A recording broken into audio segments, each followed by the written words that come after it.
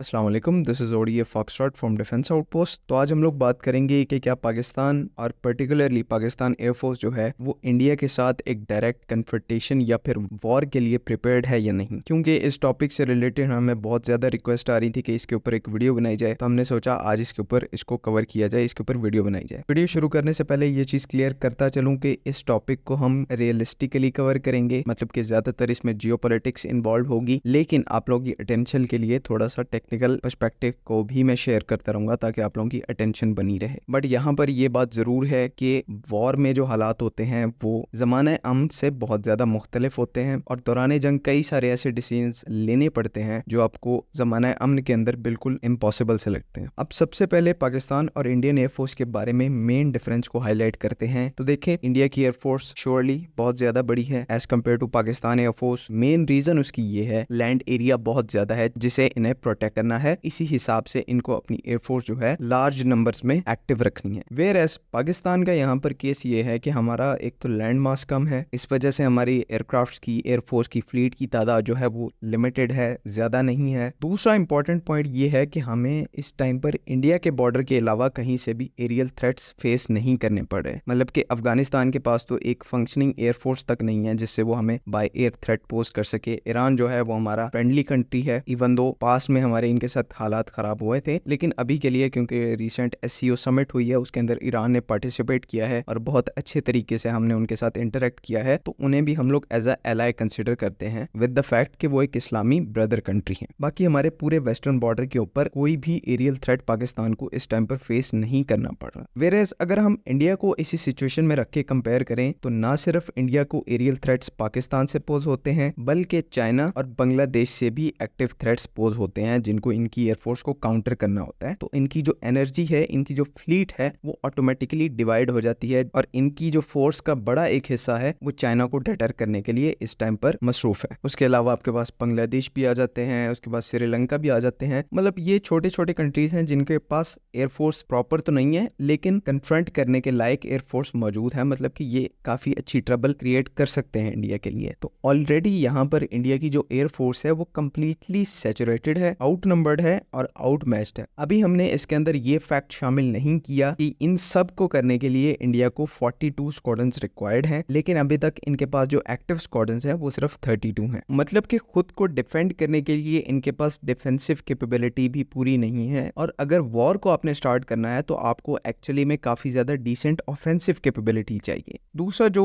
काफी ज्यादा इंडियंस इस चीज को डिस्कस करते हैं कि पाकिस्तान एक लॉन्ग टर्म वॉर को सस्टेन नहीं कर सकता, तो यहाँ पर यह चीज फैक्चुअली बहुत ज्यादा रॉन्ग है। आपके सामने यूक्रेन और रशिया की एक बहुत ही अच्छी एग्जांपल है कि कैसे वॉर के शुरू के दिनों में सब ने यूक्रेन को अंडरमाइन किया था और ये तक कहा था कि वॉर स्टार्ट होने के 24 घंटे के अंदर अंदर यूक्रेन जो है वो फॉल कर जाएगा, लेकिन ऐसा नहीं हुआ। रीजन उसके पीछे क्या थी कि यूक्रेन को अपने एलाइज की पूरी सपोर्ट थी, अपने दोस्त ममालिक की पूरी सपोर्ट थी, और आज तकरीबन 1.5 साल होने को है यूक्रेन अभी भी वो जंग जो है वो लड़ रहा है। अब मैं यहाँ पर पाकिस्तान को यूक्रेन से कंपेयर नहीं कर रहा, पाकिस्तान के कंपैरिजन में यूक्रेन की मिलिट्री जो है वो ना होने के बराबर है, और ऊपर से पाकिस्तान एक न्यूक्लियर पावर है, तो पाकिस्तान यूक्रेन तो बिल्कुल भी नहीं है। लेकिन ऑफ कोर्स हम इंडिया से एक छोटा मुल्क है, तो कुछ ना कुछ एस्पेक्ट जो यूक्रेन को फेस करने पड़ रहे हैं उस वॉर के अंदर वो हमें भी फेस करने पड़ेंगे, इसमें कोई शक नहीं है। मैं ये 100% श्योरिटी से बिल्कुल नहीं कह सकता कि अगर पाकिस्तान और इंडिया के दरमियान वॉर होती है तो चाइना पाकिस्तान को हर लिहाज से सपोर्ट करेगा, इस चीज की कोई गारंटी नहीं है। लेकिन आप इस चीज को कंसिडर करें कि जब इंडिया अपनी पूरी माइट के साथ पाकिस्तान के साथ बिजी होगा, चाइना वाले बॉर्डर से इनको एडिशनल इक्विपमेंट जो है वो पाकिस्तान की तरफ डिप्लॉय करना पड़ेगा, वो उनका वीक स्पॉट बन जाएगा, तो चाइना यहाँ पर चुप करके नहीं बैठेगा। अगर ये कोई सोचता है तो उससे बड़ा बेवकूफ नहीं है। चाइना बिल्कुल कोशिश करेगा उन इलाकों को लेने की जिनको वो अपना क्लेम करता है, जिसमें अरुणाचल प्रदेश शामिल है, जिसमें लद्दाख के एरिया शामिल है। तो उस टाइम पर चाइना के लिए ये गोल्डन अपॉर्चुनिटी होगी, और आसान अल्फाज में इंडिया जो है वो 2 फ्रंट्स पर इंगेज हो जाएगा। एयरफोर्स इनके पास पूरी है नहीं कि ये 2 फ्रंट वॉर लड़ सकें, और नतीजा हम सबको पता है कि क्या होगा, इंडिया को